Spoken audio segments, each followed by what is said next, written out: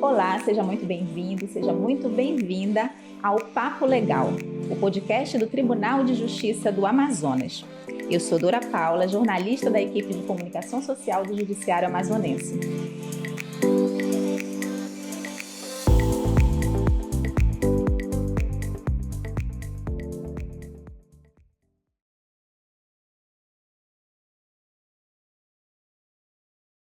O tema do nosso bate-papo de hoje é como proteger nossas crianças e adolescentes do abuso sexual. Para conversar sobre o assunto, fazem parte desta bancada o juiz Eliezer Fernandes Júnior, titular do Juizado da Infância e Juventude Infracional da Comarca de Manaus.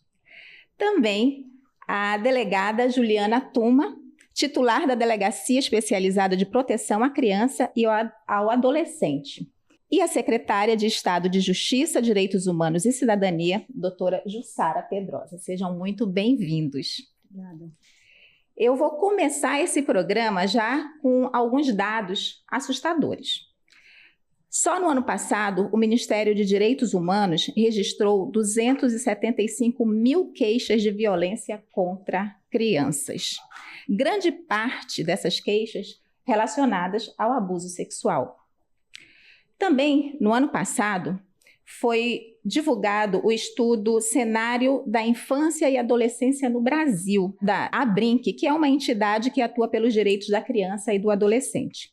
E esse estudo revelou que 73,8% dos casos de abuso sexual no Brasil são praticados contra pessoas com menos de 19 anos.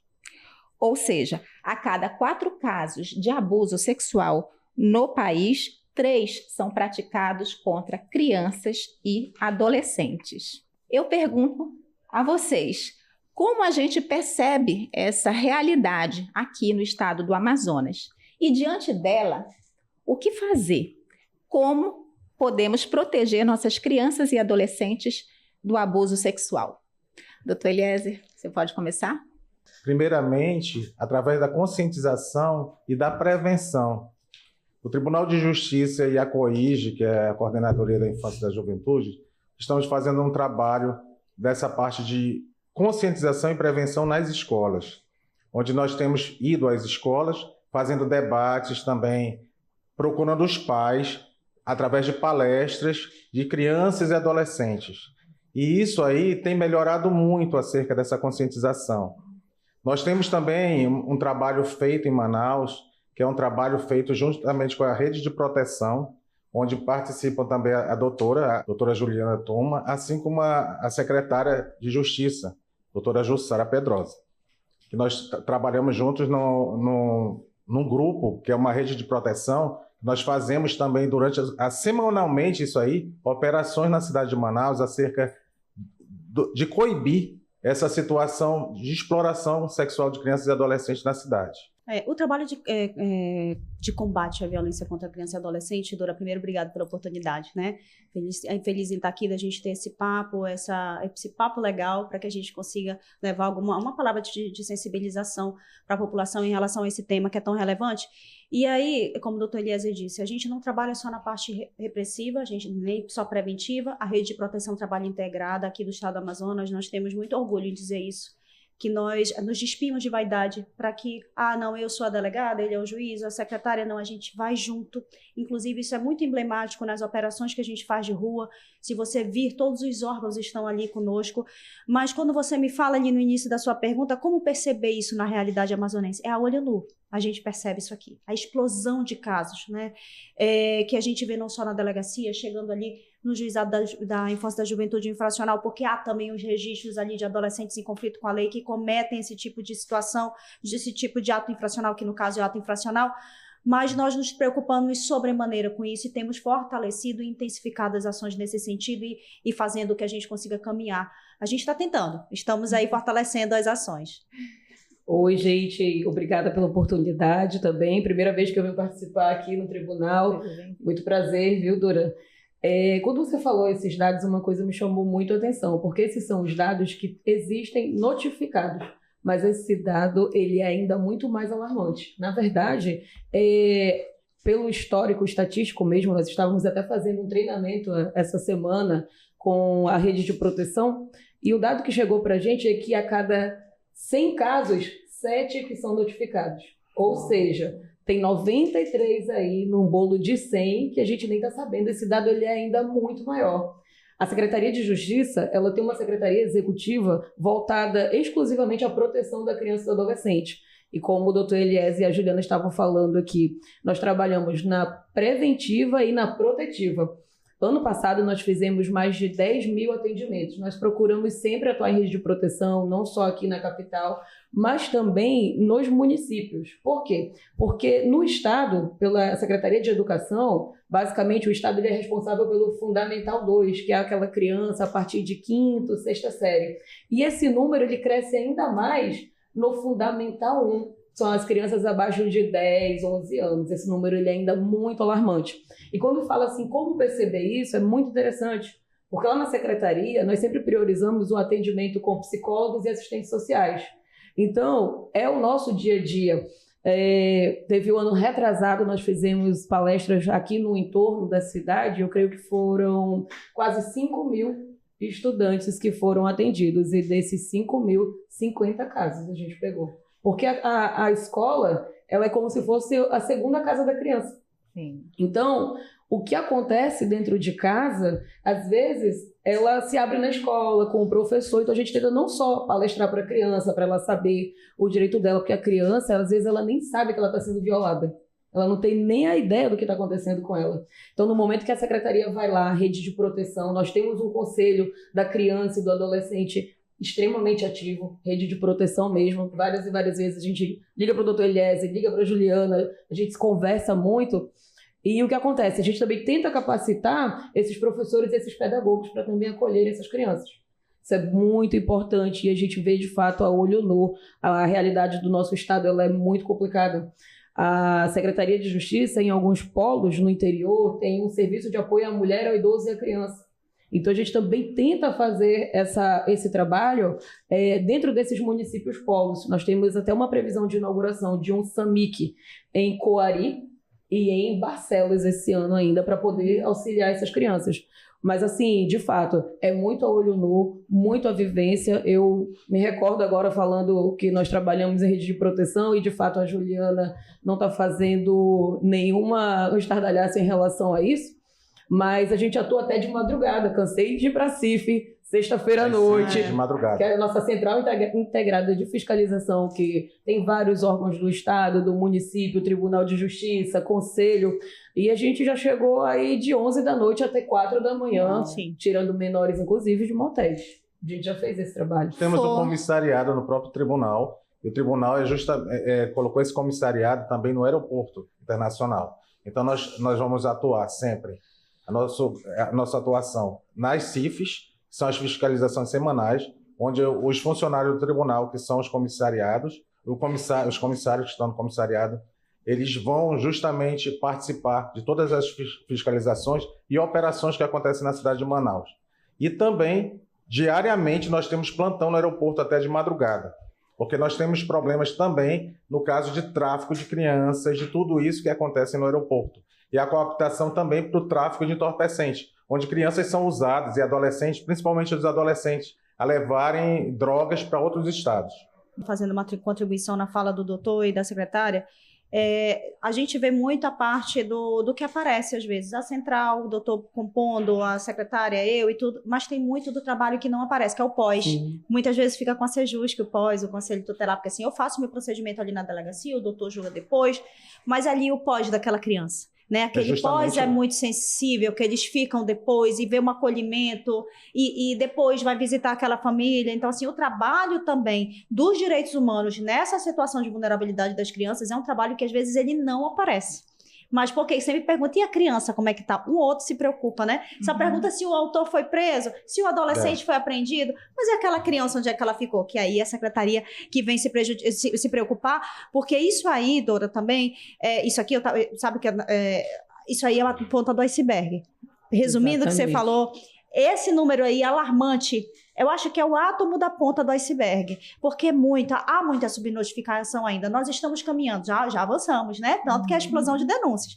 mas ainda há muita subnotificação, minha amiga. Eu acredito, inclusive, que muita gente que se depara com uma suspeita de abuso, ou até mesmo, né, uma situação ali de abuso, não sabe muito bem como vai reportar isso, né? Então, para compreensão também, para facilitar a compreensão de quem nos assiste, eu pediria que cada um de vocês explicassem, assim, muito em linhas gerais, né, mas para a gente entender qual é a competência e a atuação de cada um, porque é rede, então cada um tem a sua parte, né, nesse processo de resolução do problema. Doutor Eliezer, qual é a competência e como atua o juizado diante desse cenário de combate a crimes? Não só o juizado da infância e da juventude é responsável também pelo recebimento de adolescentes que cometem infração, que são os adolescentes em conflito com a lei. Um adolescente que comete um estupro ou um tipo de violência, pode ser outro tipo de violência contra uma outra criança, ele vai ser apresentado ao juiz, que no caso sou eu. Eu sou o único na cidade. Então, nós vamos ouvi-lo, o Ministério Público também, mas antes de tudo, ele pode vir a ficar na internação provisória, que ele tem até 45 dias para ser, no caso, apresentado. Então, justamente a Sejusc, ficam com a Sejusc, né, que já tem ali nossas unidades socioeducacionais. A unidade que é do lado é a UIP, unidade, né, de internação provisória. Internação provisória, que é justamente eles que vão nos colocar o adolescente para ser, no caso, ouvi-lo e uma aplicação de medida socioeducativa e também medidas protetivas, que no caso nós vamos aplicar ao adolescente. Em alguns casos de estupro que a gente tem verificado que os adolescentes que passam por lá, ele já é aquela situação que ele já vem passando por isso, que ele já foi vítima também. Então ele já passou por isso, a maioria acontece. Ele diz, olha, eu já passei por isso, quando eu tinha 5 anos, eu fui violentado. Fizeram isso comigo, e hoje eu uso drogas, eu fui cooptado por tráfico. Então a gente tem que ter essa preocupação acerca do que fazer também com o adolescente infrator.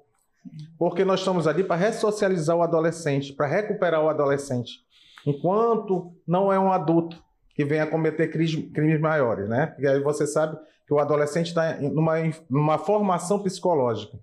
Ele está ali ainda numa fase que a gente ainda pode recuperar, pode trazer ele para a sociedade, pode colocar ele como uma pessoa de bem. Então, e tudo isso é feito. Outra coisa que nós fazemos é justamente a parte de viagens.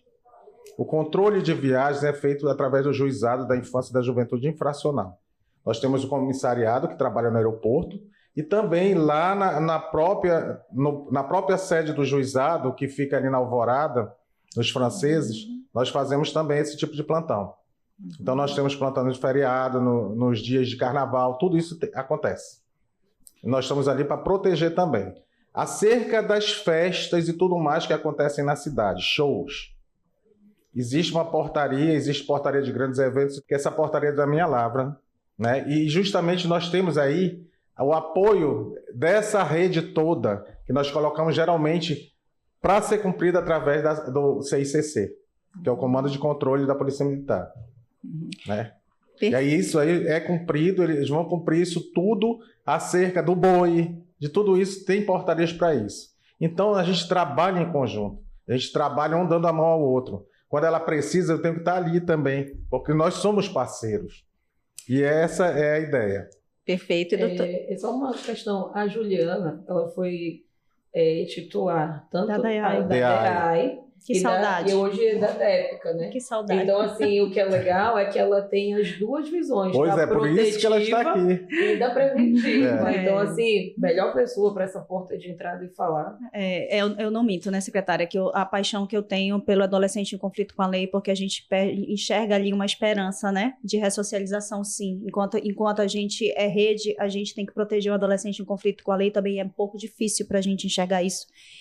Quando a gente não está dentro da proteção e quando a gente não tem essa visão de ressocialização. Bem, a Delegacia Especializada em Proteção à Criança e ao Adolescente, ela apura crimes decorrentes da relação intrafamiliar e crimes sexuais acontecidos na cidade de Manaus, porém nós também damos apoio ao interior, a gente tem trabalhado de uma forma muito integrada, a gente recebe ali apresentações da Polícia Militar, nós temos um plantão 24 horas, mas também nós damos andamento nos TCOs, inquéritos relacionados, é tanto que agora eu me justifico, que eu estava provando para a minha equipe que eu estou num podcast e que eu não podia ficar falando sobre o flagrante, porque eu estou com um flagrante complicadíssimo em andamento. Então, assim, a delegacia realmente, ela vive borbulhando de casos ali, a nossa equipe se esmera para que a gente consiga materializar bem o procedimento, para que a gente subsidie o Ministério Público e encaminhe o procedimento de uma forma melhor para o Judiciário para apreciar.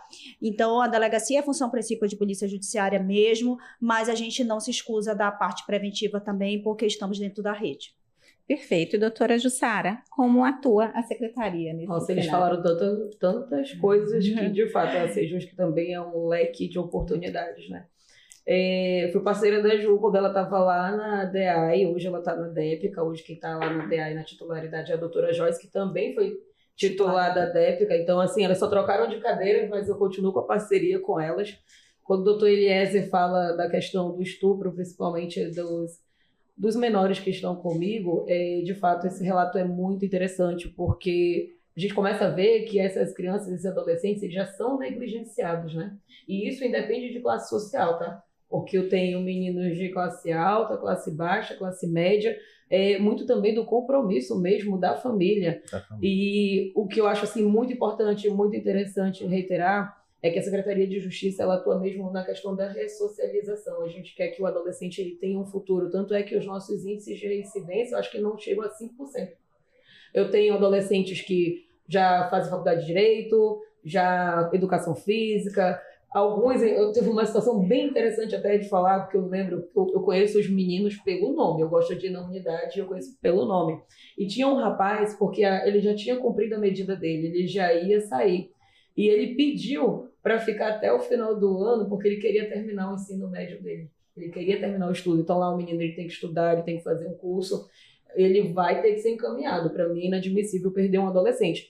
Mas uma coisa também me chama mais ainda a atenção, porque às vezes o menino ele cumpriu medida e ele volta para o seio da família. E eu já tive casos que os meninos infracionaram novamente para poder voltar para a unidade, porque eles se sentiam mais acolhidos pelo Estado conosco, cuidando do menino, cuidando do horário, cuidando de ir para a escola, fazendo as cobranças do que com a própria família. E a gente conversa, o menino não faz isso, daqui a pouco tem maior de idade, tu não vai poder vir para cá. E dá dó mesmo, assim, já tive casos deles pedirem para final do ano, Natal, poxa, me leva para tua casa. A gente vê, de certa forma, uma carência muito grande desses adolescentes, sabe? Mas eu vejo os dois lados, o que é importante, né? Eu consigo ver a protetiva e a preventiva. Em relação às crianças agora, que de fato é hoje a pasta que a Juliana cuida, que já são os adolescentes que são vítimas mesmo de violência, né, as crianças, o Estado está avançando muito. Hoje tem uma previsão para agora no mês de maio, mês de combate à exploração sexual das crianças e dos adolescentes, a gente inaugurar o primeiro Centro Integrado de Proteção à Criança e Adolescente do Estado do Amazonas, que vai funcionar na casa da Juliana, lá na DEPICA. Então, assim, por que também tem muita subnotificação? A criança ela sofre violência, ela vai procurar logo um órgão da rede de proteção. Acontece muito lá, vai lá com a Juliana, ela vai lá, a Juliana vai fazer um encaminhamento, às vezes tem que ir no ML, e às vezes a criança ela se perde ali, deixa de ir, tem que ficar relatando várias vezes. A gente está fazendo até um trabalho de não ter a questão da revitimização, de estar depondo várias e várias vezes, porque isso daí machuca ainda mais a criança. Então, esse centro integrado que vai funcionar lá na DEPICA vai funcionar como um pronto atendimento à criança e adolescente. Todos os órgãos envolvidos nessa peregrinação que a criança faria vai funcionar lá, vai ser uma única porta de entrada. A previsão é que ela seja ouvida uma única vez. Assim, mas seria como um depoimento especial com psicólogos, pessoas que têm capacitação para isso. Exatamente. E o primeiro atendimento, que são os primeiros 3 atendimentos, se eu não me engano, que a criança tem que ter, porque às vezes demora meses esperando para que os CRAs consigam fazer, a rede de proteção está se comprometendo em dar esses primeiros 3 atendimentos também lá. Vai ser um grande passo. Eu preciso parabenizar. Eu sempre que eu tenho oportunidade, eu falo falo da Sejusca, né? Eu sou fã da Sejusca, eu sou do fã-clube. Também Mas de sou. verdade, porque... Também sou. Olha, de Mas verdade, porque assim, excelente é parceira. muito comprometida, porque assim, a gente fala pouco do socioeducativo, mas o socioeducativo, assim, acho que todo mundo precisava saber do trabalho e da forma brilhante que vocês conduzem, porque assim, quando eu tava na DEAI, essa era uma das minhas paixões, saber que aquele adolescente que eu tô aprendendo, ele vai para uma estratégia de ressocialização, ele vai estudar. A gente aprendeu adolescente que eles sequer comiam em casa a verdura, não tinham nível de maturidade, tinham acesso a conteúdos inadequados, não faziam esportes. Chega ali no socioeducativo, tem todo esse aparato, então assim, já vira uma chave, né? Então assim, a gente tem pouco conhecimento em relação a isso, e às vezes eu sinto, e eu confesso aqui, correndo o risco de ser mal interpretada, eu sinto falta de uma proteção ou de um olhar protetor em relação à criança vitimizada, porque eu tenho aqui em Manaus, com o brilhante trabalho da Sejusca, que também faz com a protetiva em relação ao adolescente em conflito com a lei. Então, o socioeducativo, parabéns, preciso aqui de pronto parabenizar a Sejusca, assim, de público. Principalmente, assim, parlamentares para conhecer o sistema. Eu acho que só tivemos 2 parlamentares, já tem um certo preconceito mesmo. Estigma. E eu digo assim, o que é interessante, né? Quando eu não estava secretária de Justiça, eu não tinha essa visão, só quem tem essa visão é quem está lá no dia a dia. Quando começa a falar, eu digo, não falem dos meus meninos. Outra coisa, já briguei por conta de alimentação lá, troquei empresa e tudo. Eu disse assim, se eu não como, eles não comem, porque eu também quero serviço de porque eles também são protegidos pelo ECA, e a gente precisa absorver. Doa a quem doer, o adolescente em conflito com a lei, ele é protegido pelo ECA também. Então a gente precisa entender, não é só o adolescente ali, que a gente acha que ele tá ali porque ele foi vítima. Aquele adolescente, ele possivelmente, como o doutor Eliezer bem falou, todas as entidades falharam com ele, e aí ele tá ali porque a gente não calçou os sapatos dele e andou 10 quilômetros para estar ali. Né? Então, é difícil a gente vender esse peixe mesmo, secretária. É difícil demais. E o Estado, Mas eu fico feliz, porque os nossos índices de residência são baixíssimos. É o Estado tentando fazer aquilo que as famílias muitas vezes não estão conseguindo. Exatamente. Né? E assim, o Estado do Amazonas, em relação ao sistema socioeducativo, ele é modelo para muitos estados. Já vem muita gente muito entender como funciona. Aquela integração de órgãos, a gente está ali, o Ministério Público está ali, o Juizado está ali, a UIP está ali, né? Sim. Então, é bem integrado. Vai lá visitar, Dora. Vai lá visitar. Boa noite, sexta-feira, final de semana, para socorro, mas assim a gente... Olha, e pelo que eu observei, aqui do lado de lá a gente tem o braço forte, do lado de cá a mão amiga. É isso, mais ou menos, né? Mas é assim que funciona, em parceria e rede mesmo. Sim. Perfeito. Doutor Eliezer, o senhor está há quanto tempo trabalhando na área da infância e juventude infracional? Eu comecei em julho de 2018.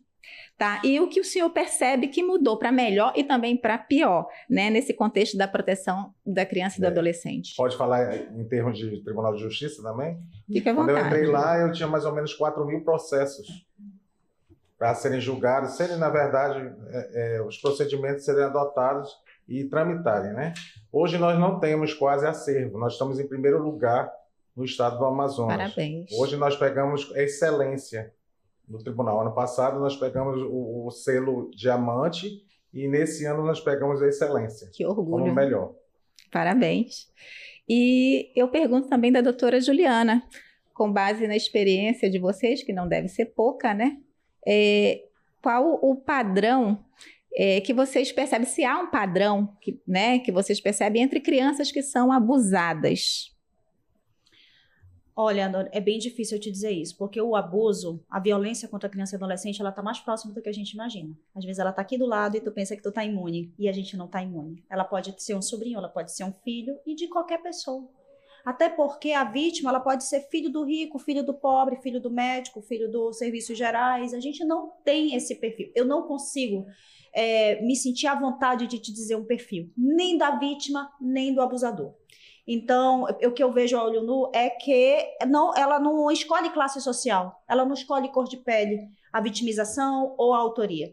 Então, na minha pouca experiência, que estou desde 2011 nessa área, tenho 14 anos sempre na linha de frente de vulneráveis, eu te digo que eu não encontro isso, por isso que a vigilância ela tem que ser constante. Eu acho que o doutor Eliezer também trouxe, antes de começarmos, né, esse programa, a questão da internet, né? Sim. Que isso mudou bastante. Mudou. O que nós temos verificado nos nossos trabalhos, inclusive, falando com os adolescentes que são em conflito com a lei, assim como também as vítimas, acerca do que tem acontecido na cidade de Manaus, como é que são feitas as cooptações. E o que a gente tem verificado, e tudo acontece através da internet, de redes sociais. Hoje, nós temos um grande número de adolescentes que são cooptados por tráfico de entorpecentes, assim como nós temos visto também um número altíssimo de assaltos em relação a Ubers. E eu conversando com um adolescente essa semana, ele disse, eu nem sei por que eu fui, mas eu dei um chute numa bola, a bola bateu no celular de um rapaz, o rapaz disse, ei, você vai ter que ir comigo para pagar esse celular. E ele entrou no carro do rapaz, e ele foi fazer arrastão. E o adolescente estava no meio. E ele disse, agora você vai ter que entrar ali no bar e pegar tudo que é celular de todo mundo, senão você vai levar um tiro. E é nessa forma que acontece. Então a gente tem verificado que as famílias devem, na verdade, observar mais os filhos, sabe? Porque o que eu vejo, assim, um filho fica trancado no quarto e a família deixa ele isolado. E nesse isolamento acontece justamente esse tipo de comunicação. Hoje nós temos uns problemas sérios em relação a relacionamentos. A gente vê crianças querendo se matarem, se suicidarem, né? E por que aumentou tanto esse suicídio? Eu vejo que eu fiz uns estudos acerca disso, eu dou algumas palestras, que a gente verifica que o adolescente ele precisa desse amor, desse carinho, dessa palavra amiga, da palavra do pai e da mãe. E hoje a gente vê o filho se comunicando com a mãe através do celular. Oi, mãe, tudo bem? Bom dia. Já vai para a aula? É assim, nessa situação. Quando a gente faz palestra nas escolas, o que eu tenho visto, quando eu era criança, eu estudava nos colégios e tudo mais, como todo mundo. E a gente via que na hora do recreio era todo mundo feliz, todo mundo brincando. E a gente verifica que nos pátios de escola não tem ninguém. Aí você vê um grupinho numa parte, outro na outra, e todo mundo no celular. E a gente vê que assim, as pessoas não procuram mais aquele desenvolvimento que a gente tinha, um desenvolvimento fraternal entre amigos e tudo mais. Então isso leva muito a esse tipo de carência, a esse lado de facilidade, falta de estrutura familiar, falta de orientação aos filhos. Isso daí está acontecendo muito, e assim é um índice altíssimo do que acontece. E a gente percebe essa presença tão forte da internet, inclusive entre aquelas crianças com nível social menos favorecido? Sim. Sim, e outra coisa, Dora, assim, só complementando o que o Dr. Eliezer falou, é isso, criança sem construção de vínculo, criança sem estreitamento de laços familiares, sem que se crie um ambiente de confiança, ela corre para o celular porque ela precisa pertencer. Então, se ela precisa pertencer, aonde que ela vai? Ela vai para o grupo do celular, ela vai para o Roblox, ela vai para o Discovery, que é porta aberta para a cooptação, para a exploração sexual, para o tráfico de drogas, para ser vítima de produção de material pornográfico de criança e adolescente. Então, se ela não tem esse estreitamento de laços dentro de casa, se você não construir um vínculo familiar, aí está tudo perdido realmente. Quando a Juliana fala assim, que de fato é muito difícil a gente detectar, olha, fulano tem um jeito que ele abusa de alguém. É muito difícil mesmo, não tem como. Agora, quando fala de fato no seio familiar, hoje de fato eu vejo isso, assim, falta. A tecnologia, ela ajudou muito, claro, a sociedade como um todo, mas os pais mesmo, se eles estivessem acompanhando os filhos, eles iam notar, porque uma criança, quando ela está com algum problema, ela muda o comportamento. É fácil de observar, né, que a criança muda, mas quem vai enxergar isso? O próprio pai e a própria mãe, né, que conhecem o dia a dia da criança. Então, para a gente, enquanto gestão, enquanto Estado, enquanto órgãos fiscalizadores, atuantes, é muito difícil, porque a gente não tem aquela convivência com a criança. Mas se o pai e a mãe der uma atenção, e às vezes a criança fala também. Só que, às vezes... Não é ouvida. Não é ouvida. Por quê? Porque, às vezes, o pai ou a mãe está envolvido emocionalmente com o abusador, que às vezes é um companheiro também, ou uma companheira. Isso é muito e não dá essa ela atenção, descredita. Ela descredita. Entendeu? E a criança já, às vezes, pede socorro Ou mesmo. então o pai e a mãe tá muito no mundo digital também, não, né? Há um distanciamento, como a secretária não falou, tem. há um distanciamento. Complementando, o que acontece para a gente conseguir visualizar esse distanciamento? Tem mãe e pai, não é só mãe, não vamos botar nos ombros da mãe tudo, né? Pai também. Não monitora a mochila, nunca abriu a mochila. Vai e volta da escola sem tu saber o que tem. Nós já aprendemos um adolescente em uma situação aqui gravíssima, aqui no estado do Amazonas, que a mãe nunca tinha olhado a mochila dele que ia para a escola e que voltava os livros. Ela nunca tinha olhado o celular dele. Ele ficava num ambiente livre ali, ou seja, eu já falei isso, gente, tu deixa teu filho 3 horas da manhã numa praça? Não, mas tu deixa ali, no ambiente virtual. Então, se ela não olha, ela não sabe nem quem é o melhor amigo do filho dela, ele não sabe quem é o melhor amigo. Não conhece o próprio filho, Não na verdade. conhece. Não conhece o próprio filho. Então, Inclusive, teve aquele caso, doutora, que acho que foi com a senhora, da escola, que teve aquela violência de um É isso que eu tô adolescente, falando. justamente. E ele me falou justamente isso, que desde criança, desde pequeno, ele era esquecido na escola. Nossa. Terminava a aula meio-dia, mas a mãe só ia buscar 4 horas da tarde. Nível. Quando ela lembrava, Né?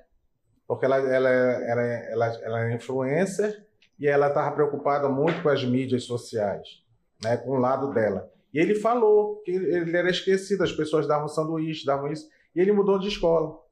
E ele foi muito... quando você chega numa escola, você tem que fazer aquele tipo de amizade, mas como ele era retraído, ele sofria bullying. Você fechou acerca mais, disso, né? aí. E a coisa foi alterando, que ele chegou a fazer bombas, tudo na casa dele, e colocava na geladeira as coisas, e a mãe não conseguiu ver isso.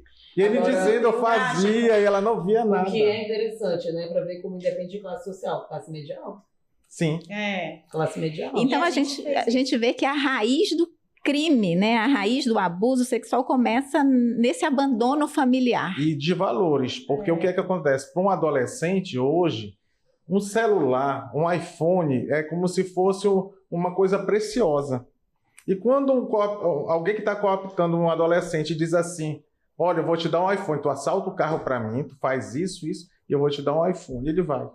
Não, mas a gente precisa ter um cuidado de dizer que a raiz do problema está ali na família. Não, a raiz da vulnerabilidade é a falta de se criar um ambiente de confiança dentro de casa para relatos, e de estreitamento de laços e tudo. Mas, assim, não é que a família, é que você precisa vigiar o seu filho, você precisa ter esse estreitamento, porque senão o teu filho fica vulnerável. Então, você precisa ficar observando, né? Porque senão ele fica ali sujeito ao abusador. É o vínculo afetivo que protege, né? Protege. Na verdade. Em celular, né? Tem uma lei agora que está proibindo o uso de celular, né? Nas escolas. Então é até bom a gente, enquanto rede de proteção, começar a monitorar, porque vai começar a aparecer outro tipo de caso pra gente também. Porque, de fato, meninas hoje não prestam nem atenção mais na aula, né? Fica com o telefone e tal. Algumas escolas já proibiram, mas agora na rede estadual, municipal, na rede pública, eu acho que está proibido. Inclusive porque aumentou o número de bullying acerca disso pelo celular virtual. Sim. Então são adolescentes que usam o celular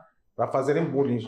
Tem acontecido muito os casos de meninas que tiram fotos com o namorado e tudo mais, e quando termina o namoro ele espalha na escola tudo que ele fez com a menina. É esse tipo de coisa que está acontecendo. Difamação, né? A violência de gênero, junto com violência de gênero. Violência então, assim, de gênero. Está incutido, está arraigado. As vulnerabilidades, as minorias, elas são vitimizadas às vezes em conjunto.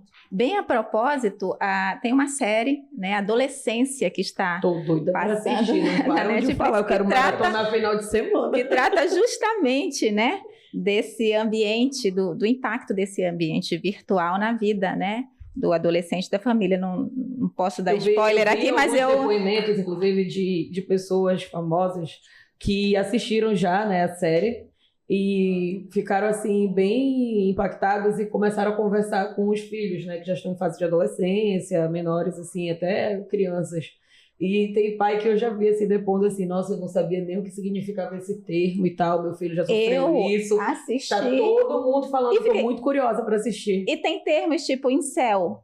Parece que não é de agora, não. Já tem uns anos. Eu vim descobrir através Estavam falando justamente da série, né? A mesma coisa emoji. Né? Os emojis representam muito no contexto do adolescente. Sim. E nós, pais, ainda que estejamos ali presente, a gente não domina esse outro lado da vida, né, dos adolescentes, que é o lado virtual. O pai em questão estava falando o seguinte, nossa, eu usava esse emoji com esse significado. Meu filho falou que isso significa isso agora, eu não sabia nem o que estava fazendo. É como tatuagem. Isso. Hoje as tatuagens dos adolescentes, eles chegam lá e eu consigo identificar as tatuagens acerca de facção, né? Eu vejo que o adolescente está com isso raspado aqui, que ele significa que ele é um 1000 grau numa facção, que ele é o observador. Quando ele tem duas, ele já é um nível mais alto. E as pessoas usam como moda. Não entendem. E tem mais, assim, que o senhor pode trazer aqui para a gente, pro nosso conhecimento? Gueixa, carpa, tudo isso é de facção.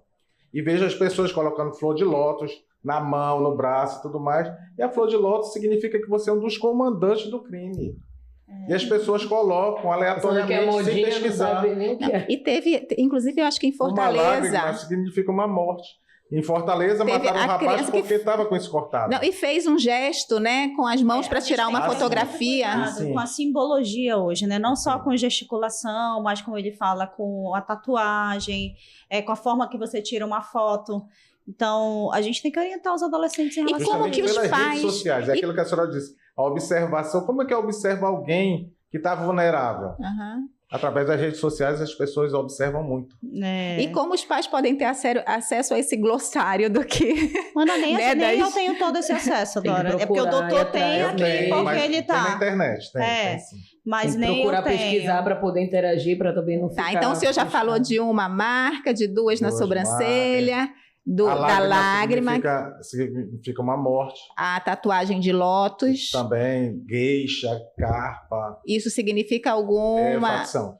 Perfeito. Tem mais alguma simbologia? Muitas.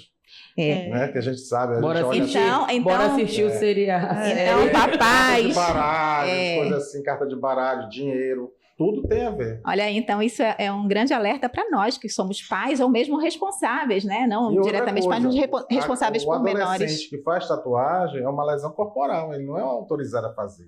A partir de qual idade? Dos 18 anos? Sim, ele não passa a ser menos que isso é lesão corporal e pode responder, o tatuador responde, né? Nós já fizemos.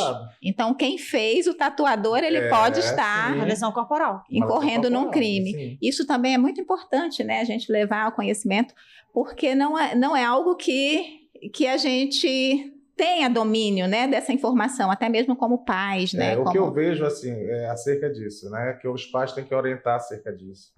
Não deixar seu filho fazer esse tipo de identificação no corpo, porque são crianças, são adolescentes que lá na frente eles vão ser limitados por causa disso. E a gente tem que ter, na verdade, em relação à criança e adolescente, Dora, só complementando o que o Dr. Eliezer falou, entender que tem que ter uma maturidade para isso. Tu tem que ter uma idade, tu tem que ter um discernimento. Porque é definitivo, corpo, né? É definitivo. Você vai marcar seu corpo, o adolescente ainda não tem conscientização do que isso aqui representa, né? Porque geralmente o cara da facção diz: você vai marcar isso aqui.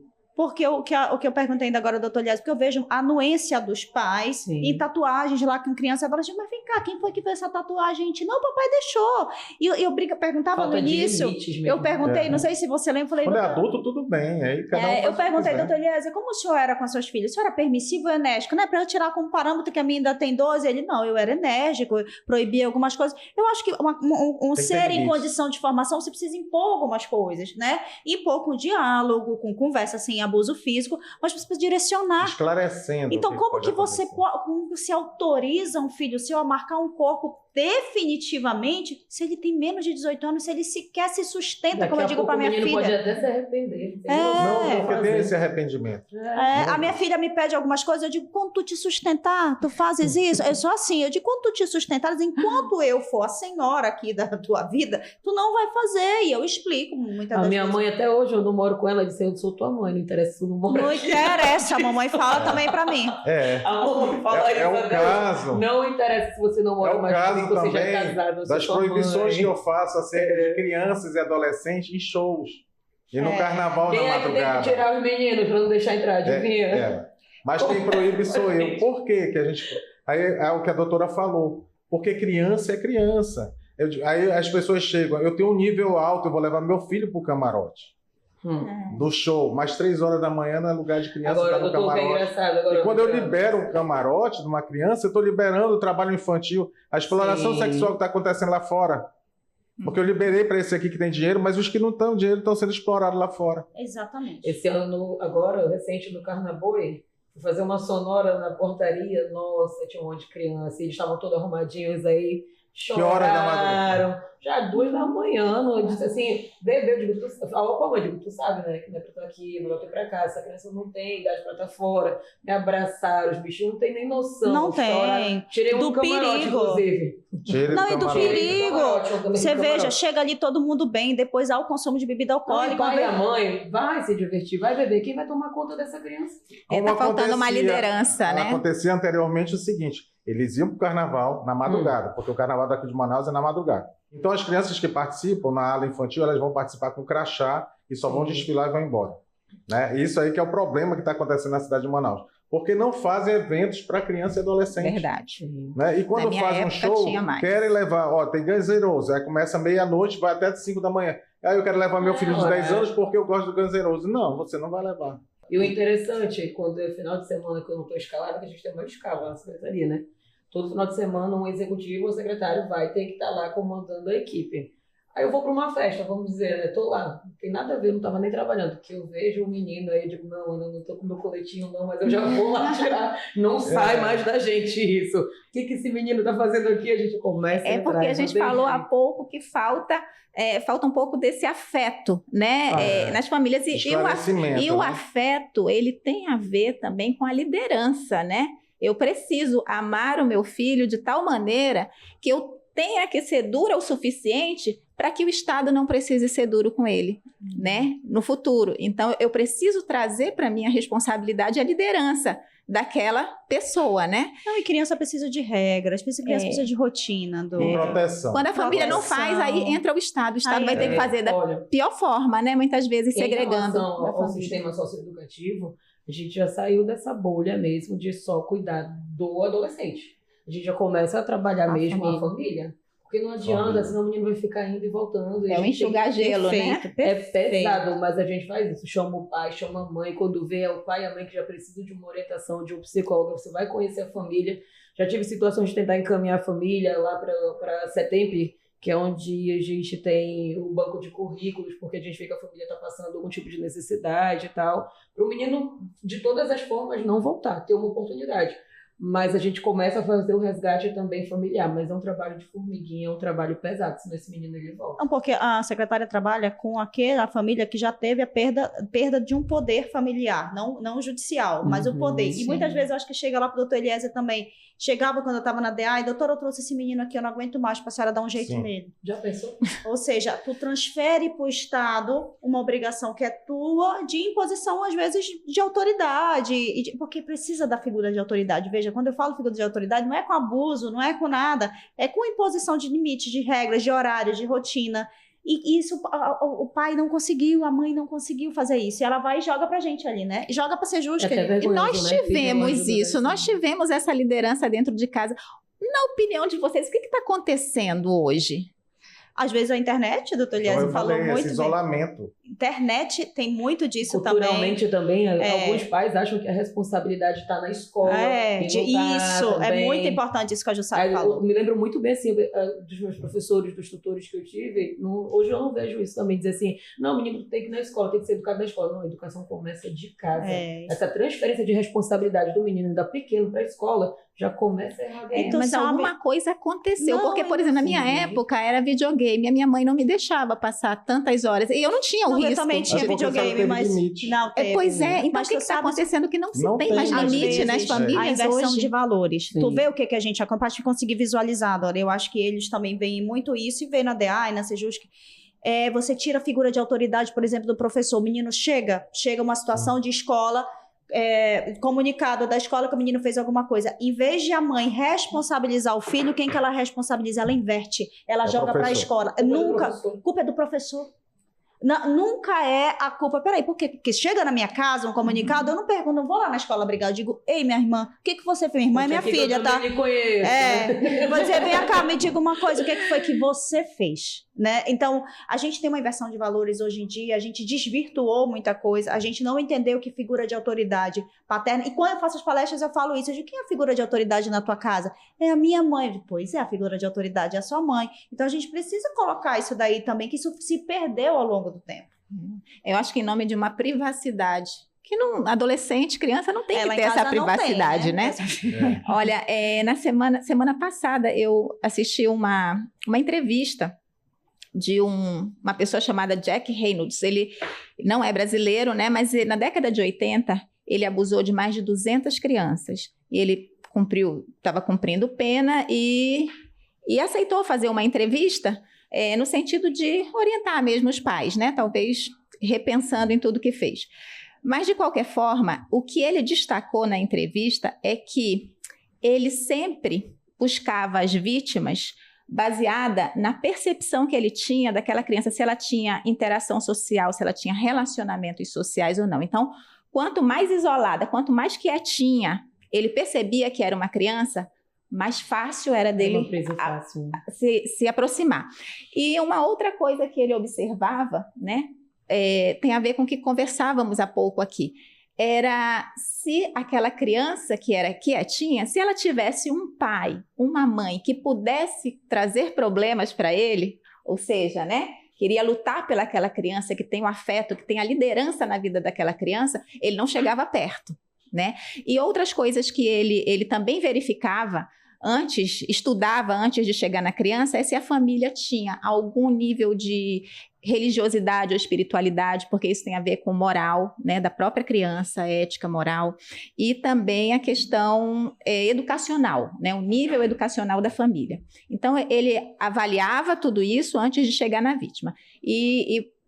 As palavras dele, né, entre aspas, era essa: eu observava a família e se achasse que o pai, a mãe pudesse me trazer problema, eu não abordava aquela criança. Então, isso, na prática, né, assim, traz aquilo que conversávamos há pouco. Ele já deu a receita, né? Ele deu a receita, a gente precisa estar mais atento, né, às nossas crianças. Uma situação bem interessante, falando, lembrei de uma coisa, né? Antes, os pais e as mães, elas puniam os filhos por apanhando, né, batendo. Hoje, tirar o celular. Hoje, tira o celular, exatamente. Mas, assim, talvez também tenha tido esse rompimento nesse sentido da garantia de leis da criança e do adolescente. A gente sabe que para educar não precisa bater na criança, não precisa de nada disso. Mas talvez, nesse ponto, os pais também tenham largado de mão. Já não posso fazer nada, né? Confundiu. E deixou solto, confundiu as coisas também. Confundiu. Talvez tenha uma ligação também na questão nesse sentido.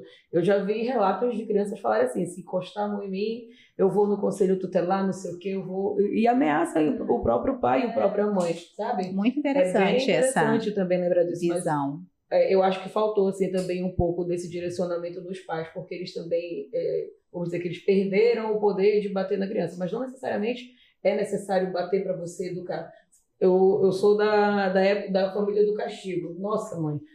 Meu irmão, ele dizia assim: pelo amor de Deus, ele falava para minha mãe bem assim: mamãe, me bata logo, porque se a senhora me bater, eu fico logo livre. Olha a visão dele. A mamãe: não, castigo, 1 semana sem televisão. Meu irmão queria morrer, mano, quando pagava castigo.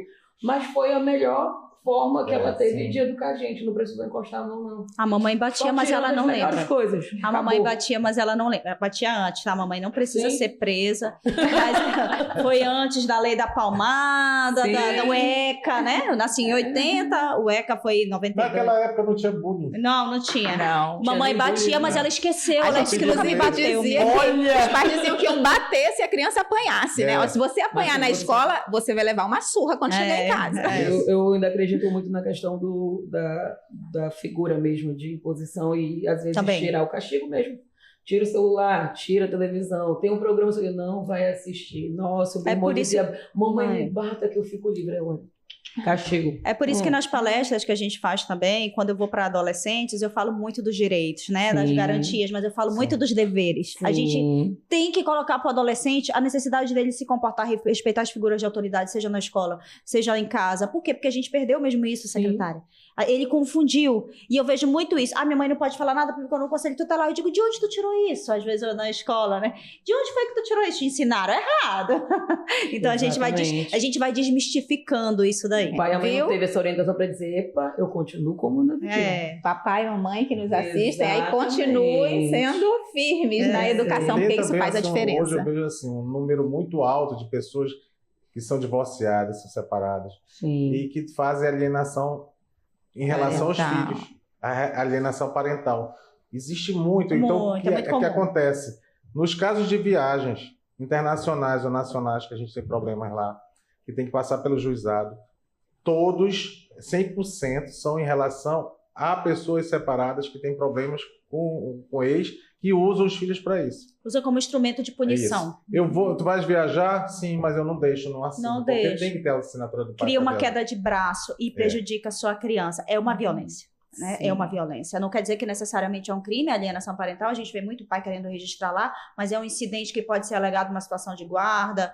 E o doutor Eliezer sabe, bem a par disso, até porque ele vê isso todos os dias lá, pai usando isso. Então, assim, algo que a gente consegue visualizar da alienação parental, que a gente não tem muita noção, né, de que acontece, mas acontece muito. O filho, o menino ou a menina ser usado como instrumento para punir o outro. Né? Isso eu vejo todos os dias. Isso é tão lamentável, isso é tão triste. Isso é triste, assim, eu não consigo priva. Né, de cultura, pai e mãe precisa ter a maturidade que o filho ainda não tem, né? Precisa se colocar nesse se divorciou do cônjuge, não do filho. Não existe, eu falei outro dia. É bem terrível. Filho, ex-mãe. Gente, o tempo vai passando muito rapidamente, né? Eu queria perguntar para vocês o seguinte. Por exemplo, eu já presenciei uma cena constrangedora num shopping que envolvia uma criança e um idoso. Né? E aquilo me deixou por muito tempo assustada com aquele sentimento assim, meu Deus, eu não acredito que isso está acontecendo. Então eu pergunto de vocês, que convivem com isso no dia a dia, vocês têm esse sentimento? Acontece de vocês se depararem com casos que vocês falam, não é possível? Acontece muito? Muito. Acontece, a gente até se mete. Não, a gente acha que já viu de tudo. Lá na delegacia eu digo, não, mas peraí, eu pensei que eu já tinha visto de tudo. Então, a gente tá vendo de tudo. O ser humano assusta, né? A gente acha que a gente é capaz, mas assim, a mente humana, ela surpreende. Então, a gente vê muita coisa, mas a gente tenta fechar a porta ali. Por exemplo, não sei se o doutor Eliezer fecha a porta do juizado, a Jussara da secretaria, mas eu tento fechar a porta da delegacia, porque senão eu vou adoecer. Mais do que já tô, né? Mas acho que especificamente nesse caso da criança e do idoso, eu acho que eu sei o que você está falando. Eu vejo. Mas eu acho que eu acompanhei na internet. Mas aí eu vou agora puxar a sardinha, né, para criança ou adolescente. Lá na secretaria nós temos uma secretaria de garantia de direitos da pessoa idosa, da criança, da pessoa com deficiência, mas hoje aqui a pauta da criança e do adolescente.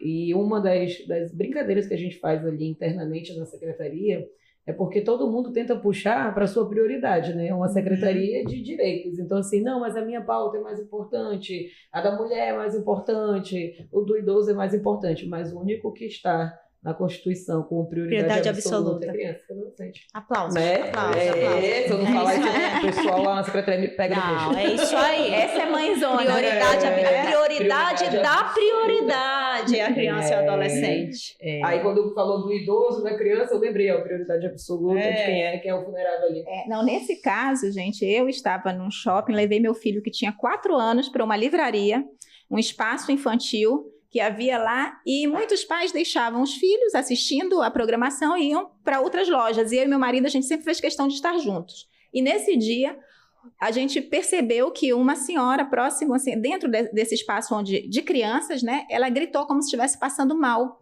E eu corri para ajudá-la. Quando eu cheguei, ela não conseguia falar. E a cena que eu vi foi uma criança sentadinha com o livro na mão e um senhor fragilizado, usando cadeira de rodas, próximo a essa criança, mas com uma das mãos ele foi movimentando a cadeira e com a outra mão ele tentava fechar o zíper. E aí, é muito assim, então, assustador. Então, é outro caso, eu já estou sabendo. Porque, olha, eu vou dizer a vocês, eu não soube o que fazer. Né? Meu marido tentou ir atrás, a gente chamou o segurança do shopping e, olha, tem como ver câmera. Nisso, esse senhor foi embora. Eu fiquei sem saber exatamente a quem procurar, a quem relatar esse fato que eu achei grave, né? Mas, enfim, eu acredito que a família deve ter buscado algum tipo de orientação nesse sentido. Agora, 4 anos depois, 4 anos mais tarde, eu estou em outro shopping com meu filho, e ele já maiorzinho, e eu vejo esse mesmo senhor de cadeira de rodas ali dentro de uma loja de brinquedos, onde eu estava com meu filho, circulando. Aí eu falei, gente, então, não foi nenhum mal entendido. Ele busca esses espaços infantis mesmo. E o que é complicado, você está falando, é que já se passaram 4 anos, ou seja, será que ele continua? Medida, sim. Né? Aí na verdade, quantas vítimas ele fez, mas aí Exatamente. Tá vendo o caso subnotificado. Exatamente. Aí eu inclusive, chamei uma vendedora, expliquei para ela a situação que eu vivi e falei, olha, fica de olho. E a impressão que eu tive foi que ela não me levou a sério, porque realmente... Porque ele é acima de qualquer suspeita. Lembra que o autor pode ser qualquer um? Olha só, ele é um idoso, Exatamente. uma pessoa com deficiência. Exatamente. E aí, como é que você vai agir? Se você age com certa, né? Se você perde ali, se destempera, você pode acabar se tornando um agressor na visão, né, geral. Então, realmente é muito delicado. Muito delicado. Acho que pais, mães responsáveis por menores têm que ficar o tempo Sempre todo de olho, mesmo sempre alerta, né? Porque o perigo está onde a gente menos imagina. Na época da pandemia agora, e logo após a pandemia, eu verifiquei acerca de violência sexual, eu acho que a senhora também, doutora, o número de adolescentes cometendo atos infracionais referentes a essa parte sexual com crianças. Porque o que acontecia? Eles ficavam justamente isolados por causa da pandemia e ficavam jogando videogame e tudo mais e vendo internet, coisas que são proibidas, na verdade, para crianças e adolescentes. Mas eles levavam para esse lado e as coisas aconteciam. Então, a gente teve um tempo que eu estava tendo de 8 a 9 casos por semana de julgamento lá de apresentação de adolescentes cometendo esse tipo de que eu posso dizer, de infração. E é uma tragédia familiar, mesmo no sentido de que vítima e abusador às vezes está dentro de irmãos menores. Essa semana eu tive um caso que, assim, eu acho que todo mundo já sabe, saiu em tudo que foi lugar. Eu não vou dizer nome, não vou dizer nada disso, que a gente tem que proteger a criança, o adolescente também, mas um caso de um adolescente que ele praticava sexo com a irmã, filmava, fazia vídeo e passava na internet para os pedófilos. Mas ele também, depois falando, que ele era vitimizado também na época, e ele falava para a mãe que estava acontecendo com ele disse que ele foi violentado, de 6 a 11 anos, e ninguém tomava providência, porque ele falava que era outra pessoa da família e ninguém acreditava. Uhum. Né? Ninguém ouve a criança. Aí ele não rompeu o ciclo da violência. O que deve ter acontecido no período da pandemia, do pessoal em casa, porque o grande número de pessoas que violam crianças são parentes diretos. São né? diretos. Então, assim, eu acho que a gente ainda vai ter muito reflexo da pandemia ainda nesses números daqui a alguns anos. Tanto que aumentaram não só a violência contra criança e adolescente, mas também violência contra a mulher. Né? Estourou aí, foi uma coisa assim absurda. Gente, é um assunto muito palpitante. A gente teria, assim, esse tema renderia muitas horas, né? Sim. Mas a gente está chegando ali ao fim do nosso tempo de programa e eu queria destacar que, às vezes, por falta de conhecimento nosso mesmo, né, a gente não valoriza o esforço das pessoas, como os senhores que, em silêncio, muitas vezes, trabalham, né, fazendo as coisas acontecerem para que os nossos menores sejam protegidos, né? Quando as nossas próprias famílias não dão conta de protegê-los. E então, desde já, eu agradeço de coração a participação de todos, né, que estão aqui na bancada. Parabenizo pela qualidade do trabalho que vocês realizam para o bem da população. Tá? E eu abro espaço para as mensagens finais de vocês. Né? Na verdade, eu queria fechar o programa ouvindo as dicas, né, que vocês possam passar a partir da experiência de vocês no dia a dia, o que nós podemos fazer, como evitar, de fato, a gente já falou ao longo do programa inteiro, agora a gente faz um resumo só para que a nossa audiência possa, né, absorver com mais facilidade tudo o que conversamos. O que nós podemos fazer para que nossas crianças e adolescentes não sejam vítimas de abuso sexual? Chegando ao final, Dora, eu quero aqui agradecer, dizer da minha honra de compartilhar esse podcast com o Dr. Eliezer, com a secretária Jussara, que são super comprometidos. Enquanto Polícia Civil do Estado do Amazonas, quero dizer que nós estamos à disposição, quero deixar aqui os canais de denúncia, que é o 999-622441, o Disque 181 da Secretaria de Segurança Pública e o Disque 100, a Ouvidoria Nacional dos Direitos Humanos, e dizer que enquanto delegacia de polícia, enquanto rede de proteção, a gente quer trazer aqui e deixar consignada essa palavra de atenção à criança e ao adolescente. Os sinais que a gente pode observar, às vezes, é uma alteração psicossomática, uma mudança de comportamento, uma alteração de sono, um baixo rendimento escolar que antes não tinha, e que cada um de nós chame para a gente a nossa parcela de responsabilidade em relação à criança ou adolescente, tenha um olhar vigilante em relação à criança que está sob a minha responsabilidade, às vezes um próprio vizinho que possivelmente esteja numa condição de vulnerabilidade, então faça a sua parte, não fique na omissão e leve ao conhecimento das autoridades competentes.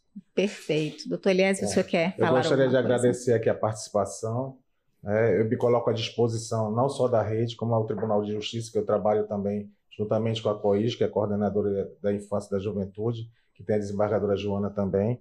Agradecer todo esse suporte que a gente tem tido aqui no tribunal, acerca das nossas fiscalizações, do funcionamento do juizado, do comissariado, e em vários eventos que a gente tem feito também, porque não é só fiscalizar, nós temos feito também a parte de protetiva, em boi, nos eventos de boi, no evento de carnaval, e tudo isso com a participação da Sejusc, da doutora também, e de todos os mais que participam com a gente no CICC, né? Então é uma oportunidade que foi nos dada, e só tenho a agradecer. E justamente eu vou ratificar o que a doutora falou aqui, que é justamente isso. E olhem também para o lado das redes sociais, né?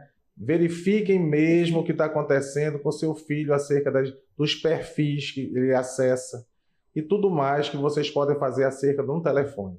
Um telefone pode levar você a conhecimentos, mas pode levar uma família à desgraça.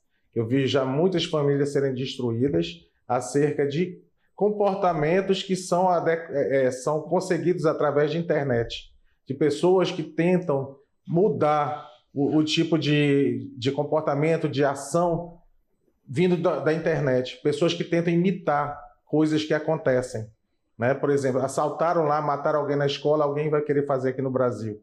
É o repetitivo. É aquela situação que o adolescente ele não tem uma maturidade para saber o que é bom ou não.